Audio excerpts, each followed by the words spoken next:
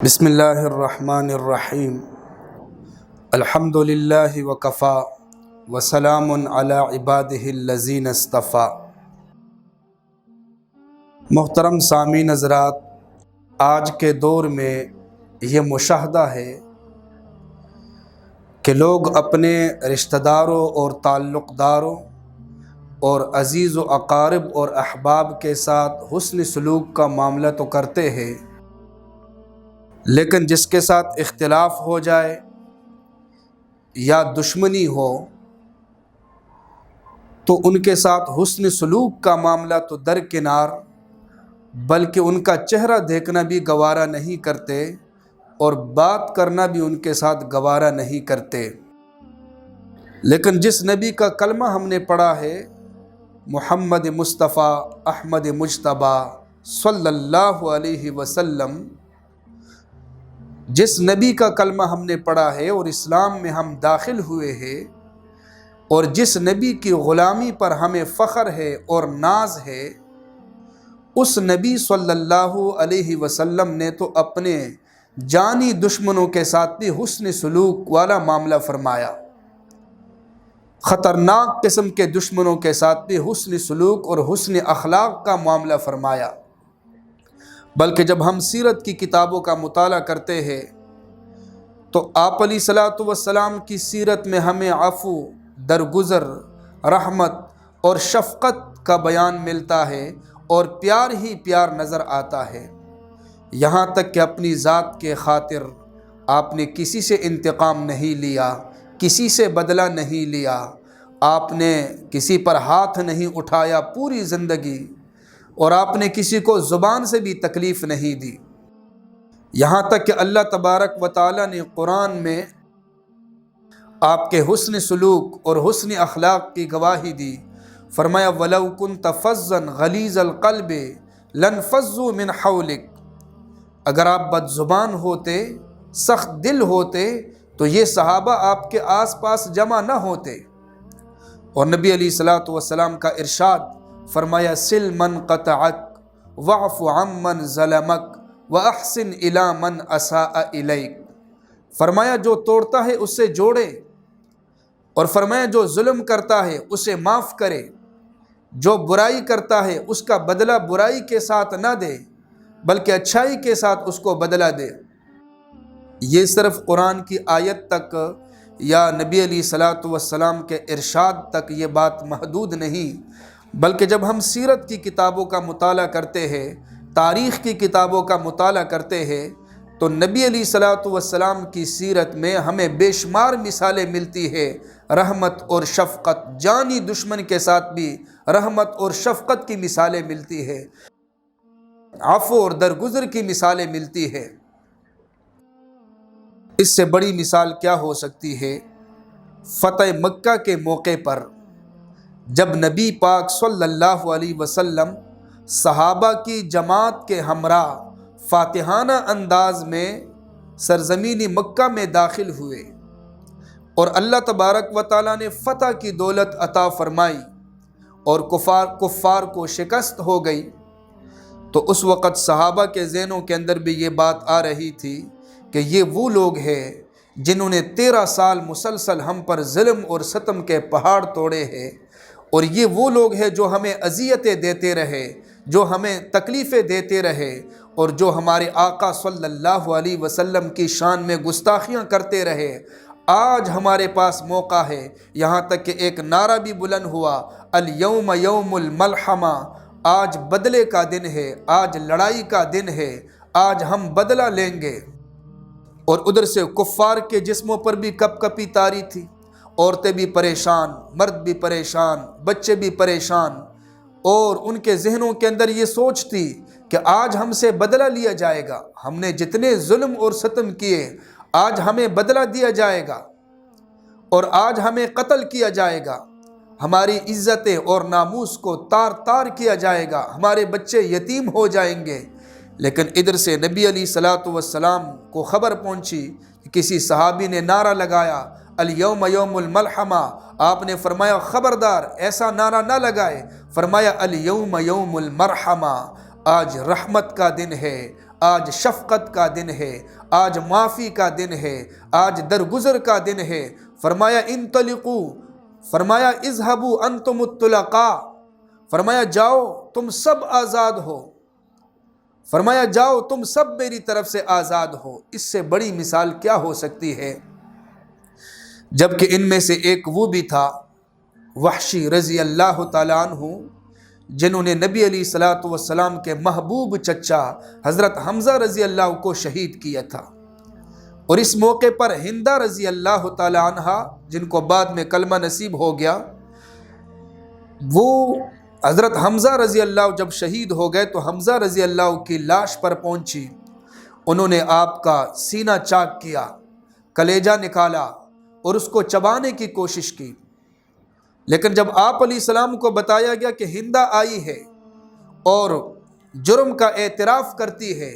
معافی مانگ رہی ہے، آپ نے فرمایا ٹھیک ہے، ہم نے ان کو معاف کر دیا ہے، وہ کلمہ پڑھ کر مسلمان ہو جائے۔ جب آپ کو بتایا گیا حضرت وحشی رضی اللہ آئے ہیں، تو کتابوں میں لکھا ہے کہ نبی علیہ الصلوۃ والسلام کی آنکھوں میں آنسو آئے اور آپ کو چچا کی یاد تازہ ہو گئی۔ لیکن پھر بھی آپ نے فرمایا اگر وحشی آئے ہیں تو انہیں آنے دو تاکہ وہ کلمہ پڑھ کر مسلمان ہو جائے، اس لیے کہ ایک شخص کا مسلمان ہونا میرے ہاں 1000 کافروں کے قتل سے زیادہ بہتر ہے۔ پھر آپ نے فرمایا لیکن وحشی کے لیے میری تعلیم یہ ہے کہ وہ میرے سامنے نہ آئے، اس کی وجہ یہ ہے کہ میری چچا کی یاد تازہ ہو جاتی ہے۔ اور باقی آپ علیہ السلام نے اعلان فرما دیا، ان کو بھی، چچا کے قاتل کو بھی معاف فرما دیا۔ بلکہ ذاتی طور پر جنہوں نے نبی علیہ الصلوۃ والسلام کو تکلیفیں پہنچائی اور آپ علیہ الصلوۃ والسلام کے قتل کے در پہ تھے، آپ علیہ السلام نے ان سے بھی انتقام نہیں لیا۔ یہاں تک کہ طائف کا واقعہ جو کہ سیرت کی کتابوں میں لکھا ہے، آپ علیہ الصلوۃ والسلام دعوت اور تبلیغ کی نیت سے وہاں تشریف لے گئے، دعوت اور تبلیغ کے ارادے سے، تو وہاں لوگوں نے آپ علیہ السلام کا مذاق اڑایا، پتھروں کی بارش برسائی، نبی علیہ السلام کا پورا جسم مبارک خون آلود ہو گیا، خون بہنے لگا۔ آپ تھوڑا سا آگے تشریف لے گئے، ایک باغ میں آپ بیٹھ گئے اور آپ نے دعا کے لیے ہاتھ اٹھائے، اللہم الیک اشکو ضعف قوتی، جیسے آپ نے دعا شروع کی ادھر سے اللہ نے فرشتے کو بھیجا، ملک الجبال فرشتہ آیا، پہاڑوں والا فرشتہ، اور کہنے لگا یا رسول اللہ، اللہ نے مجھے بھیجا ہے، اگر آپ کی اجازت ہے، آپ کا حکم ہے تو یہ جو 2 بڑے بڑے پہاڑ ہیں جن کے درمیان اہل مکہ اور اہل طائف آباد ہے، تو میں ان دونوں پہاڑوں کو ملاتا ہوں اور یہ لوگ درمیان میں پس جائیں گے، یہ لوگ کچل دیے جائیں گے، یہ لوگ ذرہ ذرہ ہو جائیں گے، یہ خاک میں مل جائیں گے۔ لیکن آپ نے فرمایا نہیں، فرمایا اگر یہ ایمان قبول نہیں کرتے تو ان کی نسلوں میں اللہ تبارک و تعالی مخلصین اور وفاداروں کو پیدا فرمائیں گے۔ پھر آپ نے اپنے چہرے سے خون صاف کیا اور فرمایا اللہم اہد قومی فانہم لا یعلمون، اللہ میری قوم کو ہدایت عطا فرما، اللہ میری قوم کو علم نہیں، وہ مجھے جانتے نہیں، ان کو میرے مقام کا پتہ نہیں۔ تو جو آپ علیہ السلام کی ذات کو نقصان پہنچانے والے تھے، آپ نے ان کے لیے بھی دعا مانگی، آپ نے تو ان کو بھی معاف فرما دیا۔ یہاں تک کہ خیبر کے موقع پر ایک عورت نے نبی علیہ السلام کی دعوت کی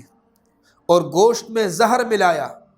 روایات میں آتا ہے کہ آپ علیہ السلام نے ایک لقمہ اس میں سے اٹھا لیا اور منہ میں ڈال دیا، پھر آپ کو بذریعہ وحی بتا دیا گیا تو آپ نے صحابہ کو کھانے سے روکا، اور روایات میں آتا ہے کہ وفات تک نبی علیہ الصلوۃ والسلام بار بار فرماتے رہے کہ اس زہر کا اثر اب بھی موجود ہے۔ لیکن جیسے صحابہ کو پتہ چلا کہ عورت نے زہر ملایا، صحابہ کی ننگی تلواریں حرکت میں آئی، لیکن نبی علیہ السلام نے فرمایا کہ نہیں، میں نے اس عورت کو بھی معاف فرما دیا اور صحابہ کو روکا۔ تو آپ نے اپنی ذات کے لیے کسی سے انتقام نہیں لیا، یہ نبی علیہ الصلوۃ والسلام کا سلوک ہے، حسن اخلاق ہے دشمنوں کے ساتھ۔ آپ نے جو کائنات کو فتح کیا، اخلاق کی تلوار سے آپ نے کائنات کو فتح کیا۔ اسی طرح کتابوں کے اندر مختلف واقعات ہیں۔ ایک جنگ کے موقع پر واپسی پر صحابہ اکرام نے راستے میں پڑاؤ ڈالا، وہاں پر بہت زیادہ درخت تھے، تو درختوں کے نیچے صحابہ اکرام سو گئے۔ ایک درخت کے نیچے نبی علیہ السلام آرام فرمانے لگے۔ آپ نے اپنی تلوار اس درخت کی ٹہنی کے ساتھ لٹکائی۔ ایک کافر، ایک مشرک دیہاتی آیا، اس نے تلوار لی اور آپ علیہ السلام سوئے ہوئے تھے، تلوار نیام سے نکالی اور پھر کہنے لگا میں یمنعک منی، یا رسول اللہ آپ کو کون بچائے گا مجھ سے؟ آپ نے جیسے سنا، نبی کا سینہ بڑا وسیع ہوتا ہے، نبی کے دل کے اندر کسی کا خوف نہیں ہوتا، صرف خدا کا خوف ہوتا ہے۔ ننگی تلوار لہرائی جا رہی تھی، لیکن آپ نے فرمایا اللہ، مجھے اللہ بچائے گا۔ جیسے آپ نے زبان سے لفظ اللہ کو ادا کیا تو اس پر کپ کپی طاری ہو گئی اور تلوار اس کے ہاتھوں سے نیچے گری۔ آپ اٹھے، آپ نے تلوار اٹھائی، پھر آپ نے فرمایا میں یمنعک منی، آپ کو کون بچائے گا مجھ سے؟ وہ کہنے لگا یا رسول اللہ، آپ مجھ سے اس وقت سب سے بڑھ کر حسن سلوک کرنے والے ہیں۔ آپ نے انہیں بھی معاف فرما دیا، ذاتی دشمن کو بھی آپ نے معاف فرما دیا۔ یہاں تک کہ بعض کتابوں میں لکھا ہے کہ جب عبداللہ ابن ابی ابن سلول جو رئیس المنافقین میں سے تھا، اس نے نبی علیہ السلام کی شان میں گستاخی کی، تو صحابہ اکرام نے آپ علیہ السلام سے اجازت طلب کی، یا رسول اللہ ہم اس منافق کی گردن اڑاتے ہیں۔ آپ نے روکا، فرمایا نہیں۔ پھر اس عبداللہ ابن ابی، اس منافق کا مخلص بیٹا حضرت عبداللہ رضی اللہ تعالیٰ عنہ مخلص صحابی تھے، اس صحابی نے نبی علیہ السلام کی خدمت میں آ کر اجازت طلب کی، یا رسول اللہ میرا باپ ہے لیکن میرے نبی کی شان میں اس نے گستاخی کی، آپ مجھے اجازت دے، میں اپنے باپ کی گردن اڑا کر ان کے سر لا کر آپ کے قدموں میں ڈال دیتا ہوں۔ آپ نے فرمایا نہیں، میری طرف سے اجازت نہیں ہے۔ دیکھیں، یہ نبی علیہ الصلوۃ والسلام کی سیرت کا مطالعہ اگر ہم کرتے ہیں، ہمیں سخاوت نظر آئے گی، ہمیں ایثار نظر آئے گا، ہمیں بہادری نظر آئے گی، ہمیں عفو اور درگزر کے واقعات نظر آئیں گے، ہمیں پیار ہی پیار نظر آئے گا، رحمت اور شفقت ہمیں نظر آئے گی۔ اتنے بڑے بڑے دشمنوں کو نبی علیہ الصلوۃ والسلام نے معاف فرما دیا، تو ہر امتی کے لیے لازم ہے کہ نبی علیہ الصلوۃ والسلام کے اسوہ حسنہ کے مطابق اپنی زندگی بسر کرے۔ اللہ تبارک و تعالی ہمیں عمل کرنے کے توفیق